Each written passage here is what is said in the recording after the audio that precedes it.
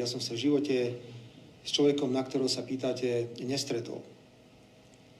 Po druhé chcem povedať, že viem, čo robíte. Kryjete pána Šimečku. Viete, keby som ja mal sa zaoberať všetkým tým, čo si ľudia popíšu v SMS-kách, tak sa musím definitívne zblázniť. A to je dôvod, prečo nemám mobil. Ja chcem, aby sa krajina na princípe štandardnej politickej súťaže medzi opozíciou a vládnou koalíciou stabilizovala. My musíme byť teraz silní. Krajina musí byť silná. Nikto nevie, kedy sa staneme obeťou koho. Takže ja som odpovedal na vašu otázku. A vy sa jednoducho, vy sa hlavne zamyslíte nad tým, či je normálne, pán redaktor, ak ja nie som v relácii, sú 3 diskusné relácie a 140 krát sa spomenie meno premiéra, že či toto je zdravá krajina. Ďakujem pekne. Ďakujem pekne. Ďakujeme vám, dovidenia. Mám. Nech sa páči.